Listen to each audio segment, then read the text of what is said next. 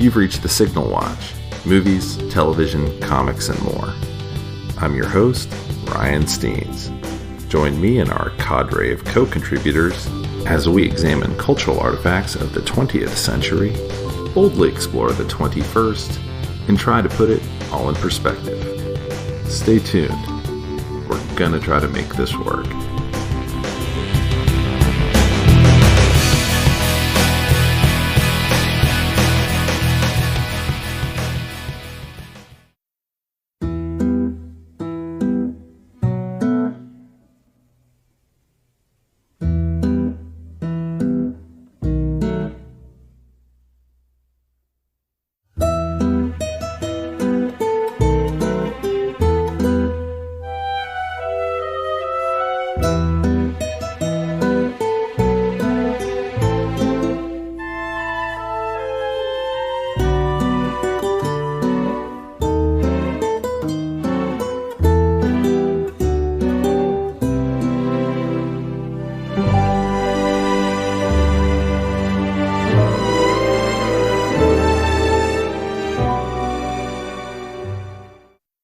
Hi, everybody, and welcome back to the Signal Watch. As always, I'm your host, Ryan Steens. Today, we're talking about the 2021 Pixar film, Luca, which was recently released to Disney+. It's entirely possible it's been released to theaters. I have not been in a theater since March 5th of 2020, so I don't know the difference. With me today is Justin Lincoln and Ryan McCarroll. And Ryan, you were with us a while back when we did the Soul podcast because why?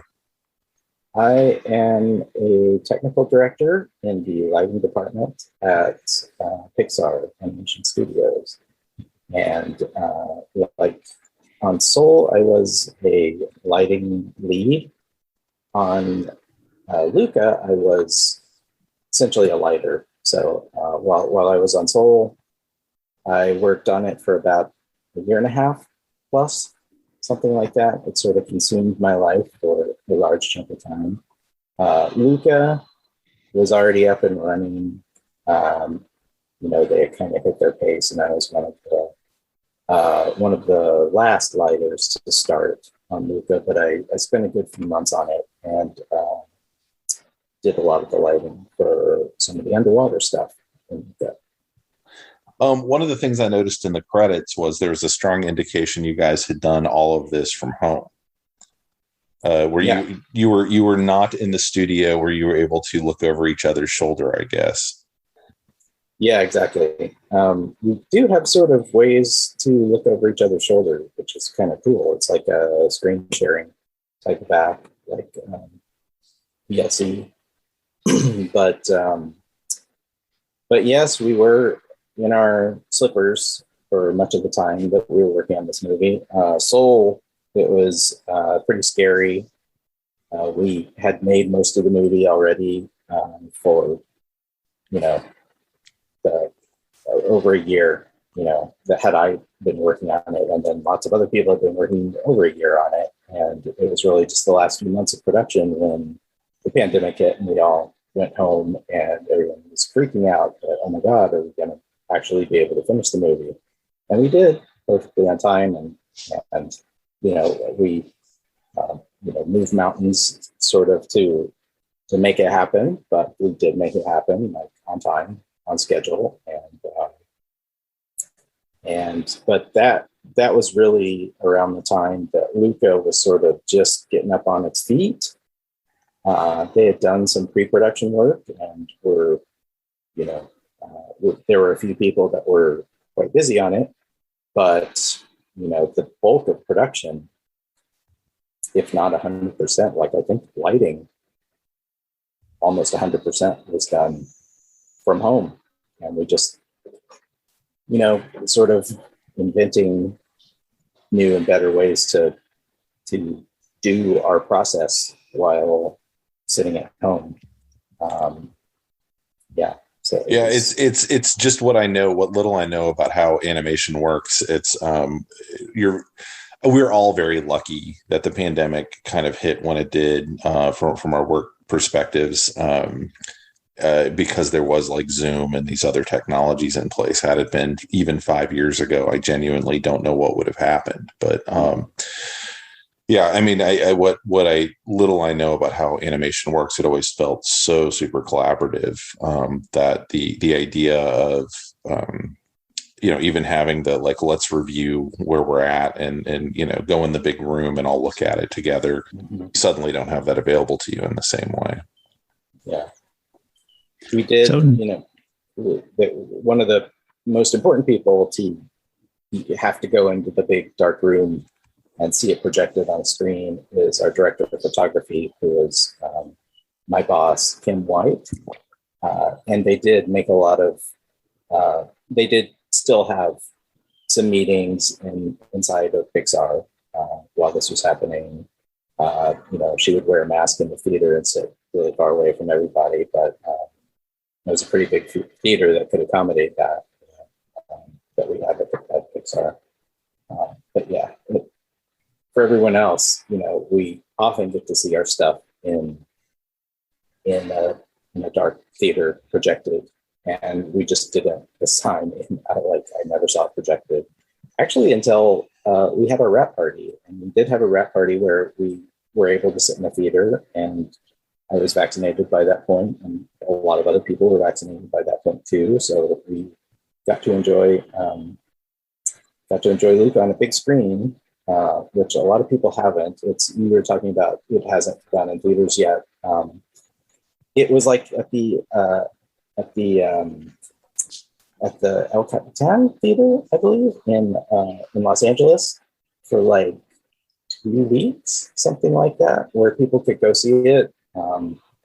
But pretty much it's a Disney Plus exclusive, with very rare geographical exceptions to that rule. In most countries, any country that has Disney Plus, Luca was a Disney Plus exclusive. And I did watch it on Disney Plus last night, and the colors were actually more accurate and better than when I saw it in the movie theater, which was interesting. I do have a nice, relatively new, because my TV previous was getting pretty old. I upgraded to one of those LG OLED televisions that has HDR and 4K, and I watched that version on Disney Plus, and wow, it looks great. It looks, in a lot of ways, is better than the actual monitor that I lit my shots on. It's just watching it on my TV through Disney Plus. It's like, wow, this is better than even looking at these shots when I was working on it. So I'm going to ask a question. When you are working on something so technical at home, are you relying? I mean, if you don't have, presumably the super high equipment is on, not location, but at Pixar. So, are you relying on things like scopes to make sure your colors are accurate? Whereas if you didn't have, because I'm guessing that if the pandemic didn't happen and you were at your work site, you'd probably have incredibly well calibrated monitors and things like this to go off of. What was that like doing such a technical, what I assume is technical, on non, I guess, Pixar provided equipment? Well, some of it is like there's a mix of sort of solutions for stuff that we did, but we did take home one of our color calibrated IPS LCD monitors. That's the same monitor that we would be using inside the studio. And I had a 2 monitor setup, and with most of the time they only let people take 1 monitor. So that was one thing we had to adjust to, is like, I'm used to working with all my windows like spread out across multiple monitors, and I had to shrink it down to 1. But that was really no big deal. But years ago, a few years ago, like maybe 4 or 5 years ago, Pixar moved the actual like physical hardware that's doing the 3D computations, like that has a nice graphics card and big processors with multiple cores that will chew through your renders pretty fast. They put those in a server room somewhere else in the building because they used to be in our offices, right? We would have this big beefy computer, supercomputer type of, it's not a supercomputer, but it's a high spec kind of machine in our offices. And they were replaced with these machines called the Teradicis, which is a zero client is what they call it. But it's basically just a box that with a high bandwidth connection that streams what is on the monitor of the beefy spec computer. It streams it to it, so it's incredibly lightweight. It's just a streaming box essentially, and you're streaming from your computer, which is somewhere else, and it's really low latency. I mean, some people that click really fast complain sometimes that there's like 1 or 2 milliseconds delay between we're so spoiled. Yeah, we're all so spoiled. Yeah. But for me it's pretty indistinguishable, and it's nice. And fun trivia jokey thing, we called it the Teradici winter because all of a sudden everyone had this like heat box in their office. It was like a heavy, computer pushing high computations. It warms up your office, and all the air conditioners were set to like compensate for that. So as soon as like people started getting their boxes taken out and getting it replaced with this Teradici zero client, and all of a sudden their offices were like way colder. So it was like sweeping across the department, the Teradici winter. Like people were wearing sweaters and scarves and stuff, and they usually didn't have to. I had an office about 5 years ago that was a former server room, and in the Texas summer, man, that was the best. Yeah. Couldn't keep it above like 70 in there. It was awesome. Yeah. So the story of this film, I'm a little curious about kind of the origins of it. It's I wouldn't say, I mean, Pixar does everything across the spectrum. I mean, especially the last few years. But I am curious if you heard anything about the origins of how the story was developed and kind of the goals of, because it felt like the director also had his hands on it very much as a writer, as a creator. Yeah. And so I wanted to hear a little bit about that. Well, I think the story came from him, Enrico Casarosa, and it's sort of the story of his own childhood coming of age, of meeting this guy who I think his name in real life is Alberto, and just the exact same name as the character in the film. And his Alberto was Alberto, and he sort of was a little bit of a like not a bad kid, but sort of sus, problematic kind of kid. But seemed to know more things. He's a little bit older, and sort of broke Enrico out of his sort of good kid mold, and got him to do some like stretch himself and silence his inner Bruno, so that he could do some more adventurous things that he had never done in his life.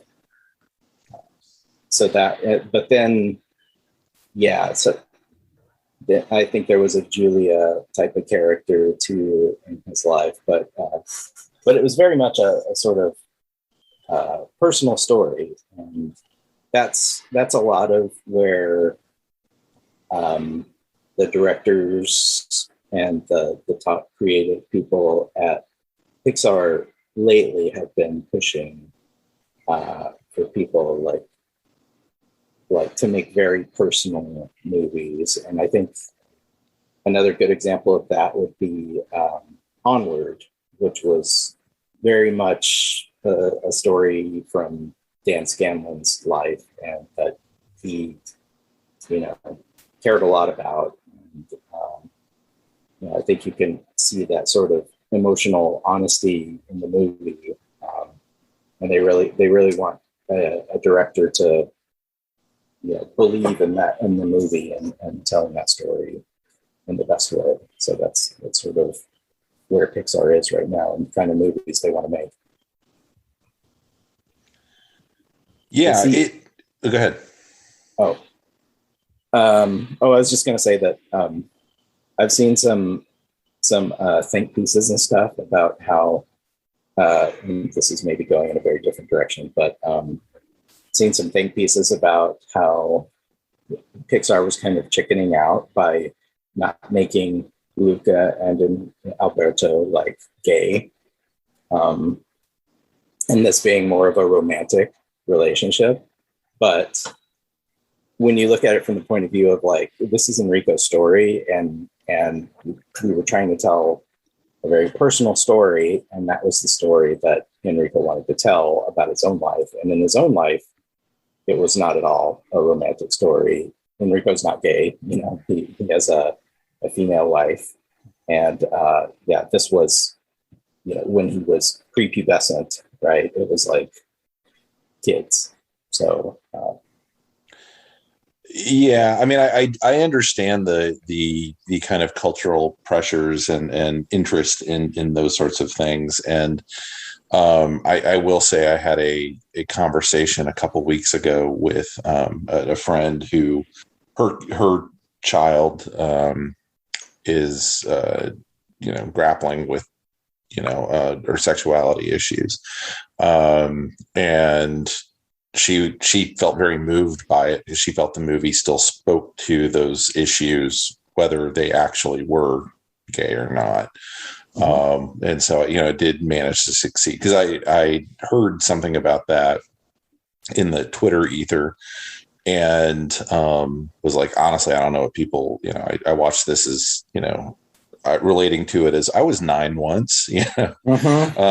Yes, totally get it. I was a good kid. Totally get it. And so she was talking about some of the specific lines, and the specifically the scene where he's points out that Alberto's a sea monster, and kind of that I'm going to project and deflect for myself, but I also understand that you can't talk about Frozen without people, going, why aren't you showing, Elsa in a loving romantic, lesbian relationship, all of which I totally get. At the same time, I'm like, also not the story they're telling at this moment. So, yeah.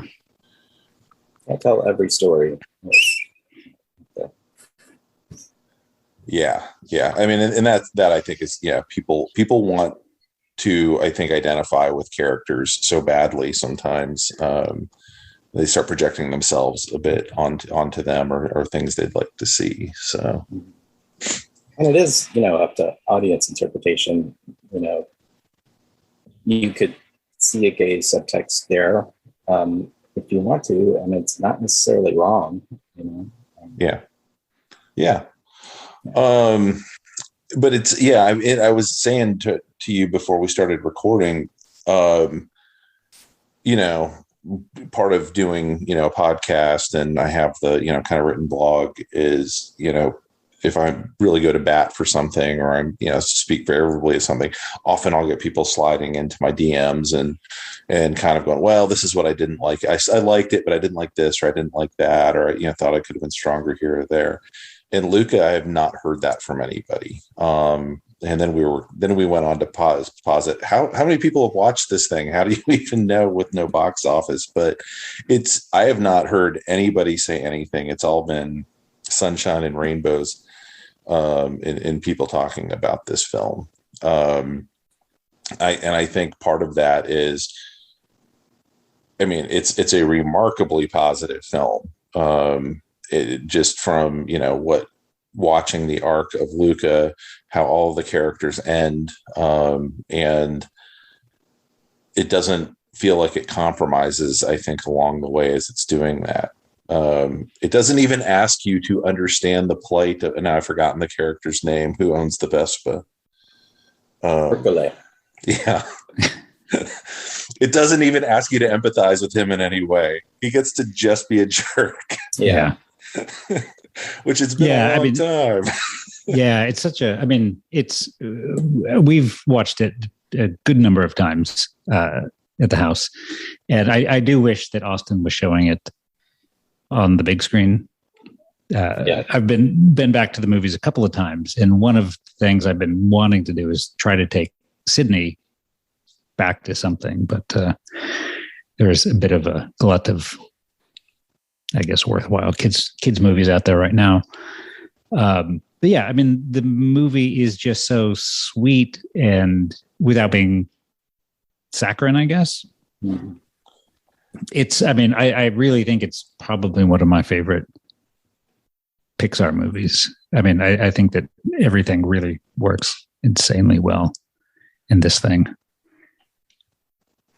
Oh yeah, right from the get-go of opening with almost the horror movie start to it, to kind of set how the humans look at these things. And I will say, I laughed till I cried at Uncle Ugo. Like, we had to pause the movie because I was crying laughing. So I know, and I didn't realize. Yeah, I didn't realize that was even him until then. It was partially just how the design on the character, which was insane. Yeah. I couldn't believe.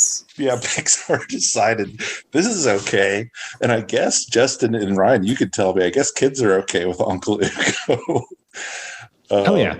Yeah, Sydney has, certainly no problems with him, and she laughs quite a bit when he's on the screen. Then his little scene after the credits gets a good laugh out of us as well. Yeah, the kids are also into like wildlife and stuff like that, so they've seen pictures of the weird fish that you can find in the deep. And we go to the Monterey Bay Aquarium actually pretty regularly.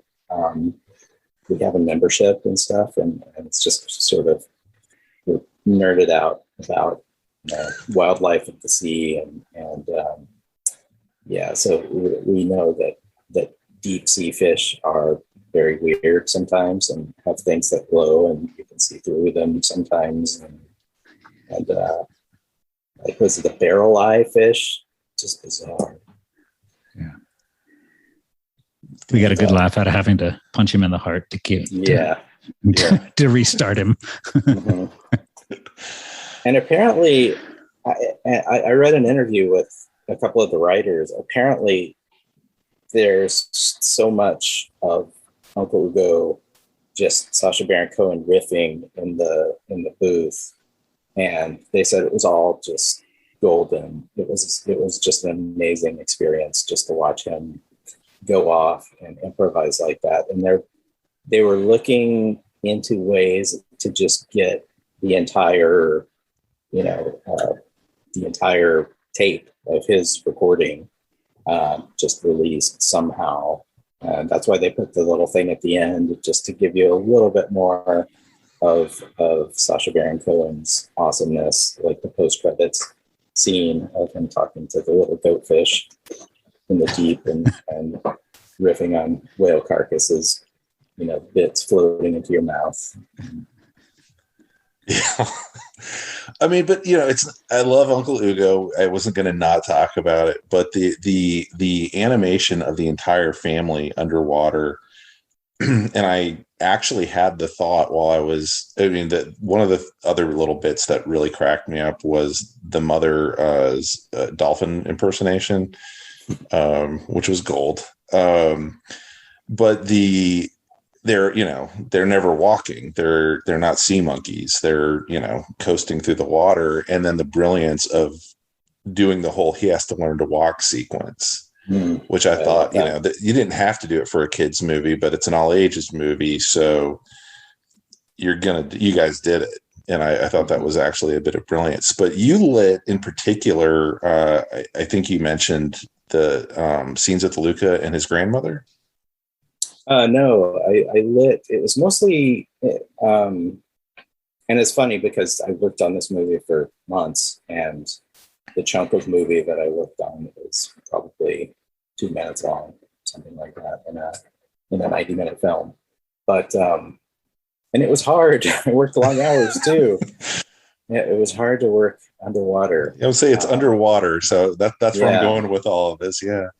And I've done underwater stuff quite a bit, actually. I've You worked did? on Finding Dory. I was going to say, yeah, right. Yeah, and I worked on something that it's called the Popcorn Shorts. It's on Disney Plus. There's some Dory stuff there too, so I sort of refreshed my memory because we got back to all the software that we had been using when we did Finding Dory, because everything works in that environment. So I kind of refreshed my memory doing Dory stuff last year, and then moved on to Luca, and it was like, okay, we kind of reinvented a lot of how we were doing underwater stuff to make it look more like the Cinque Terre area of like the Italian Riviera, essentially, Mediterranean, and we added just more layers of complexity. So it was a little bit, and we're actually lighting volumes because it's a little bit more cloudy water. Like we're used to in Finding Dory and Finding Nemo, you're in these crystal clear waters of coral reef, right? And whereas in the Mediterranean here, this part of the coast, it's more cloudy water. So we actually had a lot more sort of volumetric cloudy stuff that we had to deal with. So how does that sort of thing come to you? Like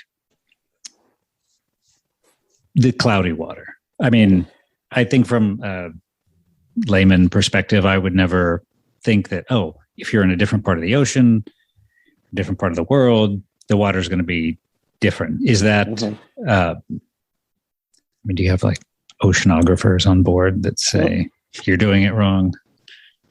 Really, we just, I don't know if we did any kind of research, because in a big sense on this movie, it had a very sort of illustrative style, and we were more trying to capture a more stylized kind of look than in some of our movies, like maybe a Toy Story 4 might be a good, which is more sort of photorealistic type of environments and stuff. But this was more like we were trying to capture a sort of almost 2D animated Miyazaki type of style. Miyazaki is a huge influence on Enrico, the director.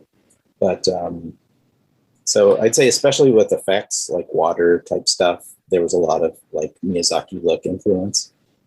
But underwater, I would say, as well as getting that sort of illustrated painterly type of look, we also just, like my boss, Kim White, she was able to go to the Cinque Terre region and just went underwater and took lots of photos, essentially. And, I was directly referencing those as I was lighting.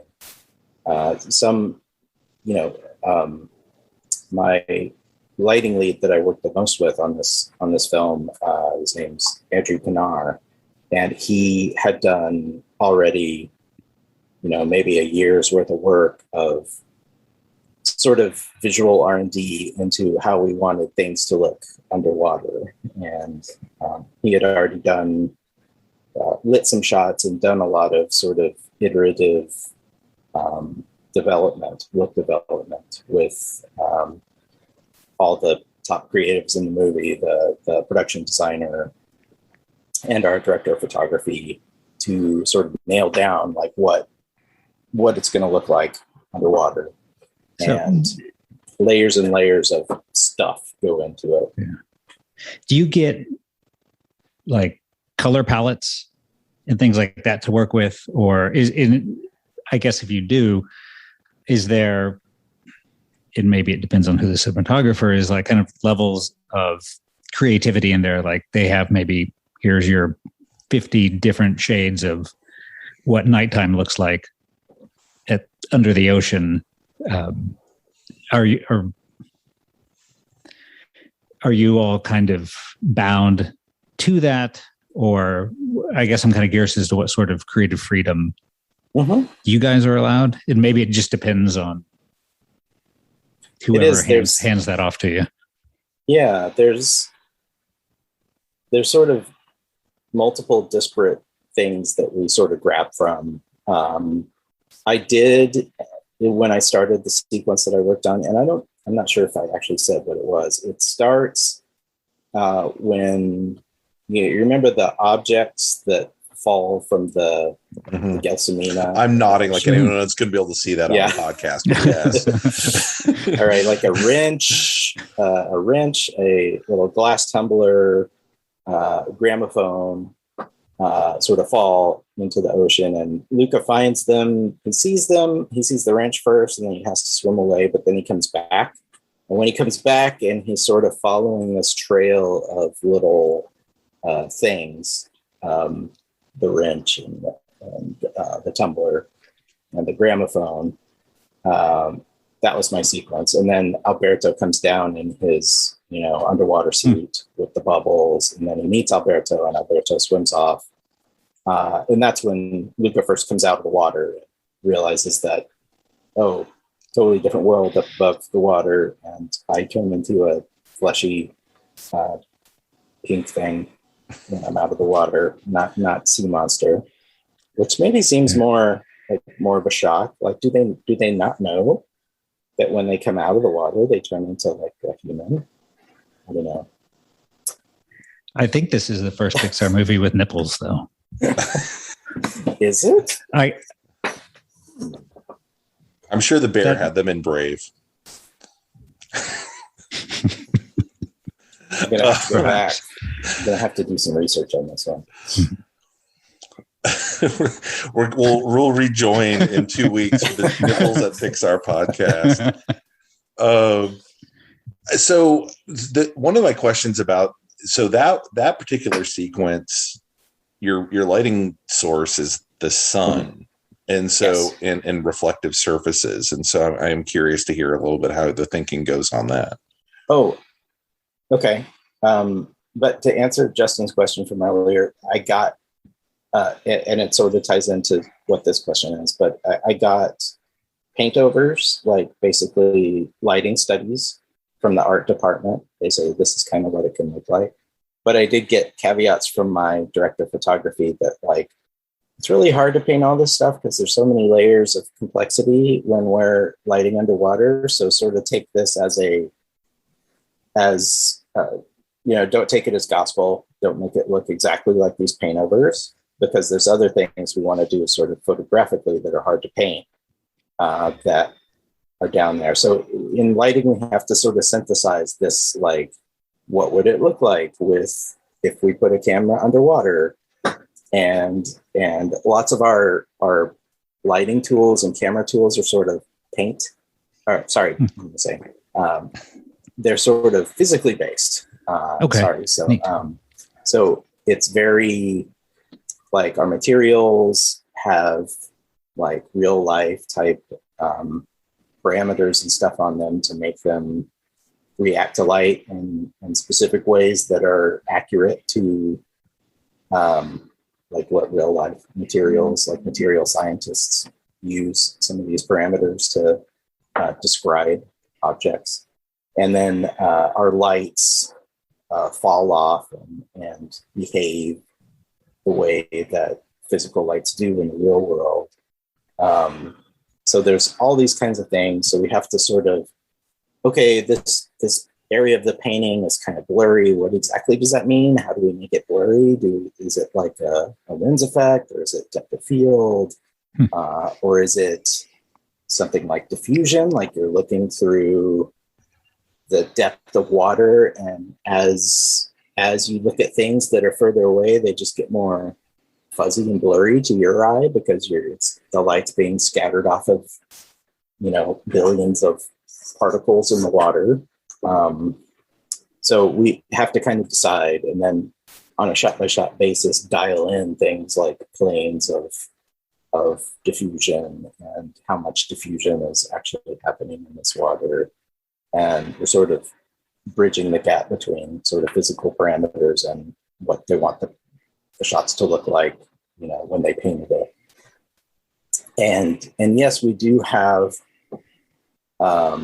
things like that can be like a sun, but in my shots in particular, we have lots of sort of stagings and depth where there's sort of, we were trying to, in some of the shots, sort of guide your eye from where Luca is along sort of a visual path to get to, the object that Luca is looking for and searching for underwater. And every one of those shots was kind of handcrafted in a specific way. Like, we'll have a light rig that just imports into our scene. It's just like, this is all you need to make underwater stuff, but nothing's dialed in for like where the camera is. We'll probably want to change the angle of the sun. And actually in my shots, I sort of ended up kind of I was using the sun, but I was like kind of blocking it off in a lot of different ways. And I would have multiple lights actually that were sort of dressed in to be the sun, and I'm sort of cheating the way, a gaffer or cinematographer would on set, using practical light setups to be the sun, to behave like the sun. If that answers. It actually does. Yeah, that makes a lot of sense. Because when we talked about Soul, you'd done the ethereal world, and you were like, "Yeah, we just threw all the rules out the window." And I was like, "Well, this was a lot more natural." Mm-hmm. I was, because I knew you'd worked on the film, was kind of looking at some of really the underwater stuff. I didn't pay as much attention when people were on the surface, just because the underwater worlds just seem so difficult from a technical standpoint. So, yeah, and it was very, each shot was kind of so we have sort of different mindsets and methods of working that sort of depend on how our director of photography for lighting wants to approach doing something, setting something up, like making a movie. And often that approach just kind of is informed by, what that person's personal philosophy is of how to work, but also, it should be telling the story of the movie in a more, they decide that that's the best way to tell the story, to make imagery to help tell the story. And in this movie, or I guess in these movies, we have sort of a tension between what the art department wants to see, which is more of a, they want more specific color palettes and more of a painterly kind of a thing. And they want to hit certain facial poses in a 2D kind of way. So there's that's more of like the art centric type of thing. And traditionally, I think that's sort of where Pixar has gone in a lot of previous films. Going way back to the beginning, is more of a like painting with light type of, that's sort of how we, what our shorthand at Pixar is of that kind of style. Onward is very much that. And then there's the separate philosophy would be more sticking to more physical, photographic type photography, which is much more sort of like a traditional live action film or visual effects film of, what could you really do with the camera? What could you really do on a set? and sticking more to those sort of physical parameters without cheating.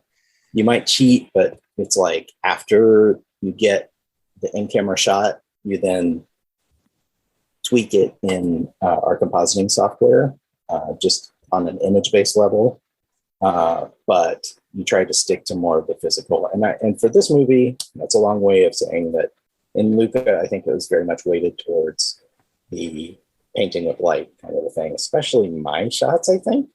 But probably most other people's shots too, of like, this is how we want it to look, and we're going to dress in lights and cheat and make it work to achieve a very art-directed kind of image.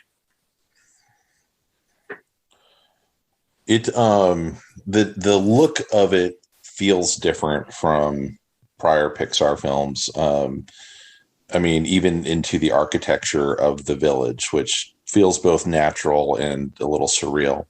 But I felt it really worked. I wasn't, I was a little thrown when I saw the first trailer, and I was like, oh, they're doing this kind of more like doodly illustrative style. I don't know how that's actually going to hold up over 90 minutes. And I think the answer is, for me, it held up extremely well. It felt to me like what I think you said earlier when we were recording, this kind of like really illustrative, cartoony style that somehow you guys had popped into 3D. And there were shots, at least the dolphin imitation was one, where you kind of flattened it out and worked with how that would have worked in a, multi-panel comic strip or whatever. But did you hear much about the character design and kind of what the thinking was going in? I do. It's Enrico's sort of style of how he likes to do things. It's very influenced by Miyazaki, I think. The character design. Enrico previously directed La Luna, which has very similar design sensibility. But it's not my area of expertise, but I know there's some like video shorts and stuff of sort of some of the principles of doing the character design of the characters in Luca. And it's pretty cool. I think I saw it on YouTube, on Pixar's YouTube channel. If I can find it, I will link to it in the SoundCloud. Yeah, I will send you a link to that. But, cool. Yeah, but there was definitely, and this even sort of, a lot of things like that, lighting never has to think about. But that particular thing, lighting did have to think about quite a bit, particularly when it came to mouths. And we actually did a surprisingly large amount of work from the lighting side to get mouth shapes. It was really getting the tongue and the teeth to read just the way that they wanted them, like exactly the way that they wanted them to get those really graphic mouth shapes and looks, almost sort of 2D animated. And we did like reference like 2D films, Miyazaki animations of, different mouth poses and stuff. And we spend lots of time just like blending tongues perfectly into the darkness of the voids and things like that, just to make sure that those mouths were reading spot on. Because if you do it wrong, it's a horror show. Yeah. There's got to be that fine line between when it works and then when it doesn't work. Mm-hmm. It's I imagine there's plenty of interesting little discussions of when something goes a little too, I guess, skewed, maybe more a little too fish-like or a little more too human, and then there's like a weird convergence of this is just going to creep the hell out of everybody. And I'm thinking about like the open gaping maw of one of these characters with teeth and tongues floating around in it if you light it incorrectly. Turns into a sequence in Hellraiser or something. But yeah, I mean, I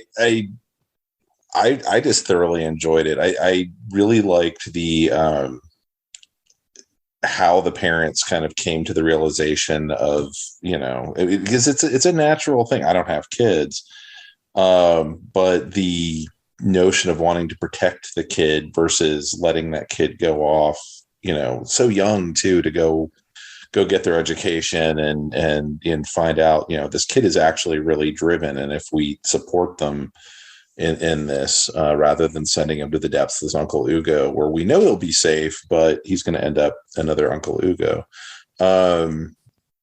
was, I thought, a little surprising. I expected something a little more compromised at the end, and I don't know why. It's not like Pixar does that.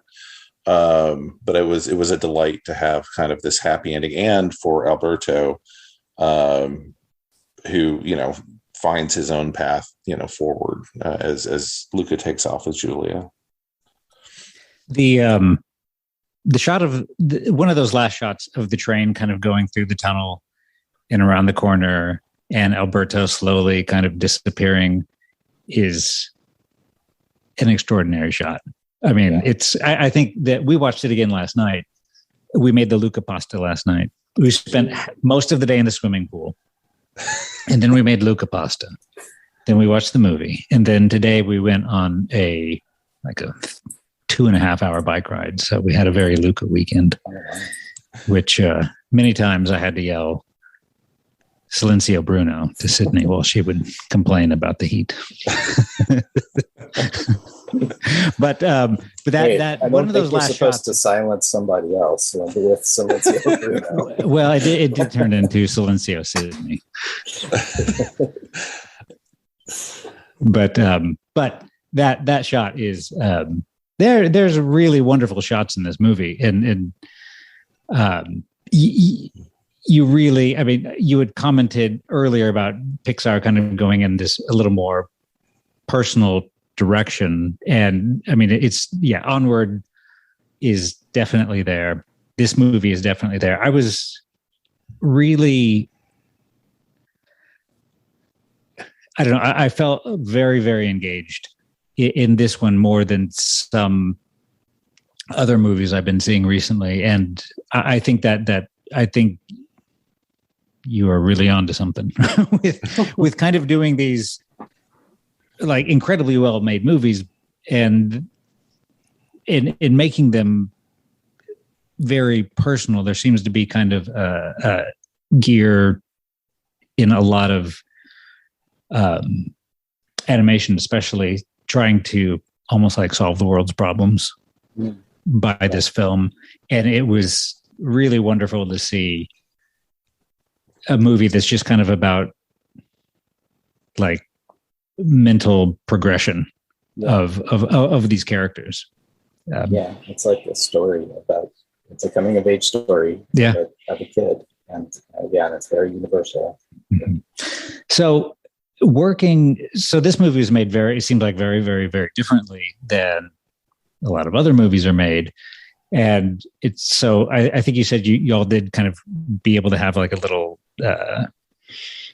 premiere for the makers of the film. Was this one, did it feel different watching it with people not having seen the people that you might have, been in? I don't know if y'all are in cubicles or what, but but if, so-and-so, you probably didn't see these people for, at least not in person, over a year. And hopefully, it seems like we didn't see people on a personal level for a very long time. And then you make a movie that is really about very personal things and kind of this growth of these people. I would imagine it was a pretty bittersweet screening. Yeah, it was. Many reasons. It was I mean, it's always bittersweet to like end a project, I guess, because you sort of have this sort of group that you're sort of a little surrogate family with. You see every day for a long time. But there is sort of an element of isolation. You know, we go and talk to the director of photography or something for a good 7 minutes or something, and really have an intense download of where to go next and what our next steps are. And then we'll take that back to our office and spend a long time just in our office with either our office mate or maybe we have a solo office and we're just sitting there alone for most of the day. So there is an element of isolation, even when we're doing this. But then most of the time we have little like team meetings and stuff like that are just like fun. Like they'll have some food or drink there and we get to socialize and talk to other members of our team. And with this movie, we did try to do that over Zoom, and they did a lot of sort of sending us fun gifts and stuff through the mail and getting us like, oh, we're going to have like a snack. So we just sent you like a $15 gift certificate on DoorDash. So get yourself a snack, you know, kind of a thing. You know, they had the budget for that kind of thing. So they had to figure out some creative way to do it, you know, during a pandemic. We did a thing where we had a big Zoom meeting that was like this was like our department wrap party, I think, where we had a visitor who was our executive chef at the cafe at Pixar, and she taught us how to make gnocchi with pesto, fresh pesto. So we had that kind of like team building kind of stuff, but it was all sort of, some of those things worked better than others. And I did, you know, at least I knew a lot of these people that I was working with, but some of them, like, this is the first show that I've worked with them on, and I can't recall ever having seen them before the pandemic, or maybe they're new people, and or, you know, I just had never had the chance to meet them. So there were people I was working with on a day-to-day basis that I only knew from Zoom, and then I saw them at the screening. Like they came up and like gave me something. I'm like, I think that's the person. I think that's this person. I don't want to name names, but I'm like, this person, you know, I worked with her and I thought she was much bigger and taller because I've only seen her on my iPad. You know, or my MacBook, I should say. But yeah, it's funny meeting. We've been doing like some Zoom classes and things like this, and finally meeting these people, I was just struck how much shorter everybody seemed. Yeah, so I was like, it's weird. I thought you were going to be taller. I just assumed you were 6 feet. I don't know. Mm-hmm. I don't know why. Well, yeah, I worked with a woman for several months before at some point it came up that she was like just at 5 feet. And I was like, oh my God. And I was like, well, you know, I'm like 6'5". She's like, no. So, that can't be true. Plus, I always had my camera on that computer hung like on top of a monitor I have up high. So she's looking down at me all the time. Yeah. I was like, yeah, no, I'm 6'5". That probably has a lot to do with it. The sort of psychological, like, are you at eye level, or is the camera actually above? Like maybe this woman I was talking about, like she had her camera sort of lower than eye level, kind of looking up. So everyone thinks like she must be tall because that's how you're usually seeing in her eyes when you look at her. It's like you're looking up. Yeah. Yeah. It's been interesting. I watched a pandemic episode of a TV show last night of even how different things were about 4 months into the pandemic versus kind of where we are now, and we've kind of got stuff figured out, and you are able to come back now and see all of these people. So you're working on another project now. Are you doing that from home, or are you doing that going up to the office? Just this past week, actually, is like the first phase of the Pixar Studio reopening. I think it was the 6th or the 7th of July, 21. A few hundred people, basically, are back in the studios, but I think it's like the whole cafe crew. Everyone has been unfurloughed that was furloughed. And a percentage of people are going back into the studio, but I'm not. I'm on Turning Red. I am an essential to be at the studio at this time. So it's just sort of optional, but nobody's reached out of like, hey, does anybody want to come in and have some slots for people? But I'm fine working at home. I can work at home, and again, I'm not like a top creative person or a lead or anything like that. In my heart, you are, Ryan. Yes. I will be again someday, but not on the current project that I'm on, Turning Red. They do a thing, they sort of rotate through people. There's a lot of senior people at Pixar with a ton of experience, and this we do sort of rotate. You go, you're a lead for a while if you're a lead, and then you're not a lead for a little while and work on some other projects as essentially just a lighter. But you may get sort of more like bigger problems and bigger questions. I guess that's because I'm lead level now, and sort of why I was one of the people they picked to do some of the underwater stuff, because I guess some of my technical abilities are on the higher end of the team. And I think it was just because a lot of my experience has been at sort of scrappy small studios with software that doesn't work so well. So I think another part of it is like I'm pretty even keeled and can deal with a lot of like crap and without complaining.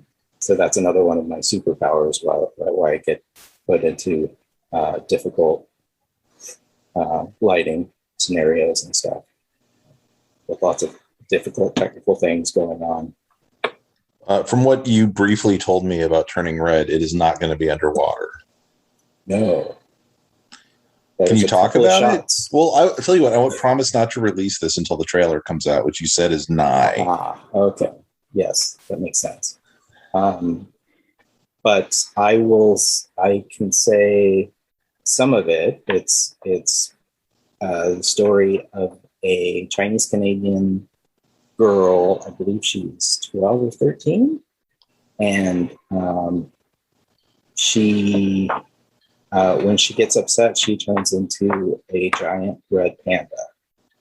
Red pandas are usually smallish, kind of like fox-sized creatures, but we're talking about larger than regular black and white pandas. It doesn't really need a plot after that setup, I'll be honest. Yeah. Well, that's awesome, man. It's also another one of those sort of personal movies. And I will say that it is from the director and creator of Bao, the short film that was ahead of Incredibles 2. And you can also watch it separately on Disney Plus. I was also a lighting lead on Bao. That was my other show where I got to be a lead. I'm very proud of Bao, having worked on it. I'm really happy to work with Dongming Shi again on Turning Red. And yeah, she's an awesome storyteller. I like what she does. She's really, really funny. And Turning Red is really, really funny. And it's a very cool story. I can't tell you too much about it, but watch the trailer when it comes out. Yeah. And then go to the internet to get all the speculation that's wrong about what it's about. Exactly. We've seen 30 seconds. We can tell you everything. Yes. And here's what the sequels will be. Right. I've seen 30 seconds. This is why this is going to be a very bad movie. I can already tell. Right. It's going to be terrible. Here's what I would have done if I made the movie. The score in Luca is really fantastic. I have to comment on that. Yeah, and I may be mispronouncing his name. Dan Romer. Yes, I believe that's how you pronounce him. He's a new composer to me. Yeah, I had a few years back. I saw a movie that it might still be on Amazon Prime called Brimstone and Glory. That is about an hour-long documentary about a town in Mexico that makes a lot of fireworks. And it's a fantastic documentary, and he did the score of that. And he's got an amazing score in that one, too. Cool. Yeah, so if it's still out there, I highly recommend everyone see it. Brimstone and Glory. I think a lot of the emotional moments in the movie would not work nearly as well as they do without Dan Romer's score, especially like the ending. Watching it last night, it's like the music is so good, and it's just wow, it's heart swelling. It complements, like, I mean, when they're going to the city, in their joy of kind of like jumping in and out of the water and changing, and the way that score just kind of rolls in with that and kind of hits their highs, like the splashes into the water. It's, I was playing that. It was a very Luca weekend because on our bike ride, I would put on the Luca score for a little inspiration to pedal faster, Sydney. We only have so much time.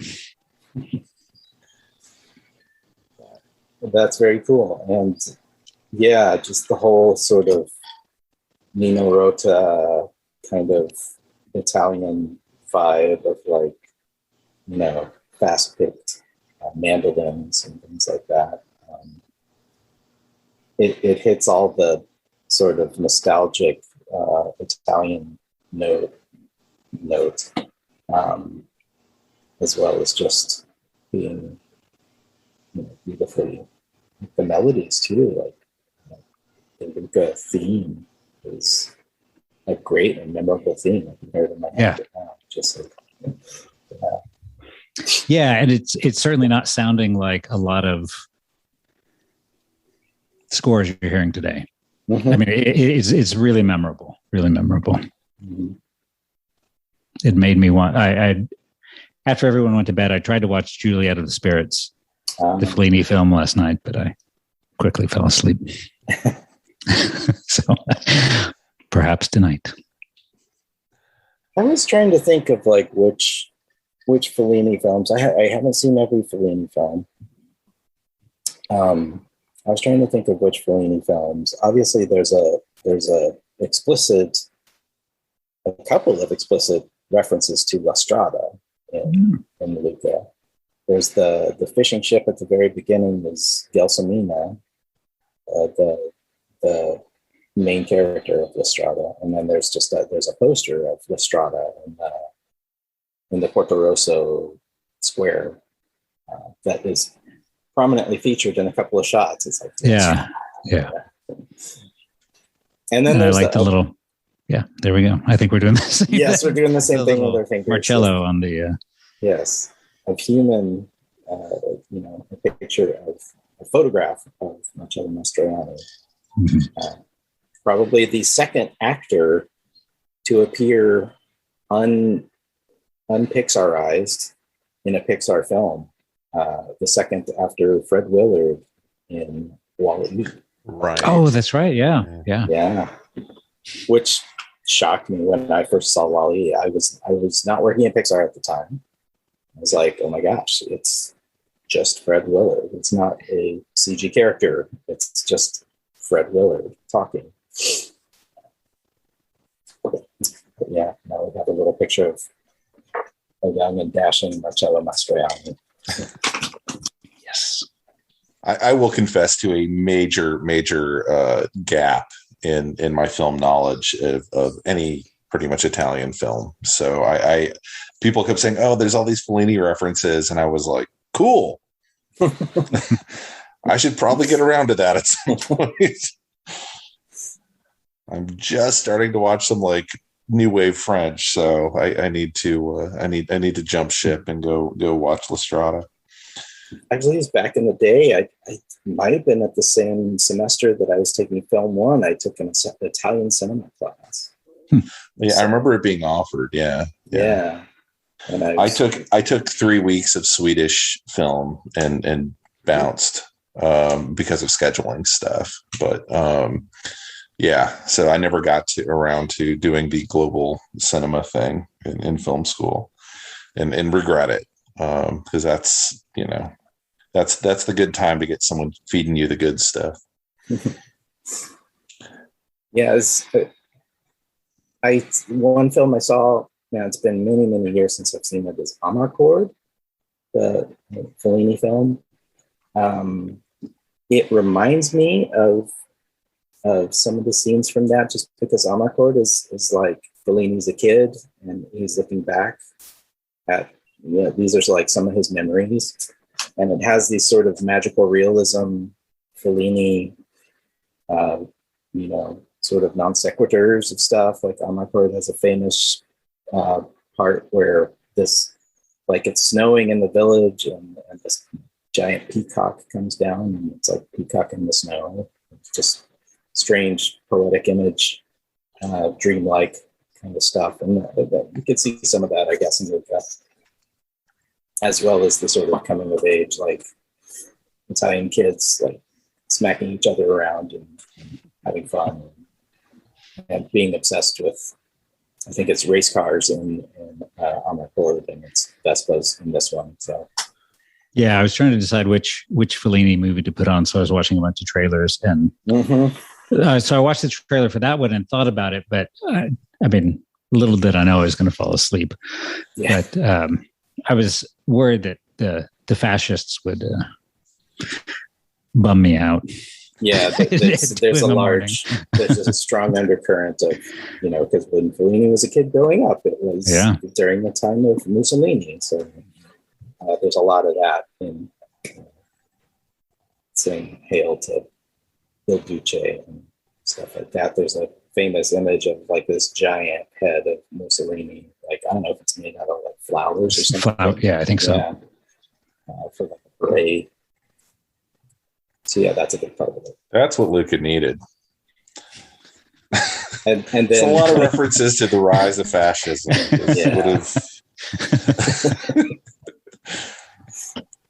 And then lots of like kids staring at women's butts. Yes. Yeah. That was almost the tipping point to get me to watch Amarcord. I was like, half of this trailer is butts. Like real butts, statue butts, butts on bicycles. Butts and so Mussolini. Many butts. It's the Butts and Mussolini movie. I mean, he's pretty on target there. I did we didn't talk about the kind of fantasy sequences in Luca, which were, I thought did an amazing job of kind of pushing the story forward as wacky and absurd and almost non sequitur as they seemed. The insight into kind of Luca's POV of the world was, and when they were talking about the Miyazaki, and I've seen some Miyazaki, but honestly, it's also been like 20 years. But I was like, well, is that more of the Italian influence? Is that more Miyazaki? And you guys can probably answer that question. I personally, I'd say it's a mix. I don't know for sure. Having not asked Enrico personally, like where exactly that kind of thing comes from, but I think, I want to say, Fellini and Miyazaki are a part of that. Yeah. He wanted to get that kind of magical realism kind of thing, and just being one of the strengths of animation is just like go anywhere you want and make stars that are actually fish and things like that. Yeah, and I mean, and that's definitely one of the strengths, and that's one of the things of the playfulness of the film that I think it does so well, that I'm always a little concerned with it hasn't happened yet, so I don't know why I'm concerned about it, but we have the ability to do these things rendered so realistically, and that's used to good effect on a show like The Mandalorian or something like that. But as you're dealing in animation, remembering that you can do all of these otherworldly things and really push the limitations, and it can do so much narratively when you do that. So it was cool to see that risk taken and not abandoned. That's it. Sometimes if something's not an A, B, C, D thing, I know for time and budget and other reasons, sometimes they'll end up cutting those things. But it was a delight to have them keep all of that right in the film. Yeah, to their credit, they stuck to it and kept the sort of, some of them are actually dream sequences, some of them are like fantasy. Yeah, I like the wild Vespas. Yeah, that's what I was thinking was the Vespas. Look, wild Vespas. Yeah. But the visual of the fish stars it's tough to beat. So. Yeah. All right, gang. Well, we've talked for an hour, which is about as much as I like to make people do. Somehow Justin and I went way over that, talking about RoboCop. So if you want to slide into 30 more minutes talking about RoboCop, Ryan, we can There's do so that. much we didn't touch on so much. So RoboCop appendix for your already oversized episode. The volume 2 of talking RoboCop. But yeah, thank you so much. I love doing these. And I'll just keep pestering you every time a new Pixar film you've worked on comes out. And if you want to ever talk about the shorts you've worked on or anything like that too, I'd love to. We can do a stuff Ryan worked on retrospective. But it's great to get the insight. I mean, so much of this is like, you think a little bit about it from watching behind the scenes stuff, but it's great to get the like in-depth, here's how an actual role within Pixar and animation works. And it's such a huge community and collaborative effort. It's cool to hear about, the shared screenings at Pixar and all that too. So anyway, well, thank you so much. Justin, do you have anything before we go? And Ryan, do you have anything before we go? I don't think I do. I mean, other than if you haven't seen this movie, you're a stupido. You're a stupido. Well, thank you guys so much. Really appreciate it. And we'll do this again soon. Thank you. Bye-bye. It's an honor.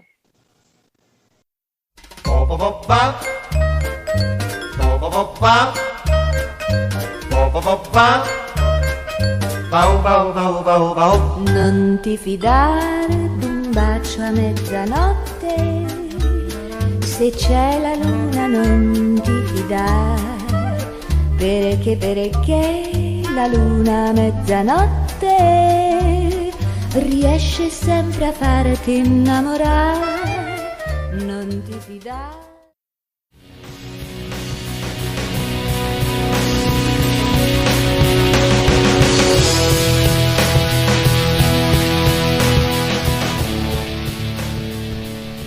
That about wraps it up for this edition of The Signal Watch, a production of the League of Melbotus. Thanks for sticking with us. If you enjoyed the podcast, we invite you to drop on by the Signal Watch blog, where you'll find write-ups of a wide variety of movies and more. We'd love to hear from you, so find us online and let us know what you think. Whether you prefer email, blog comments, or social media, we'll be happy to hear from you.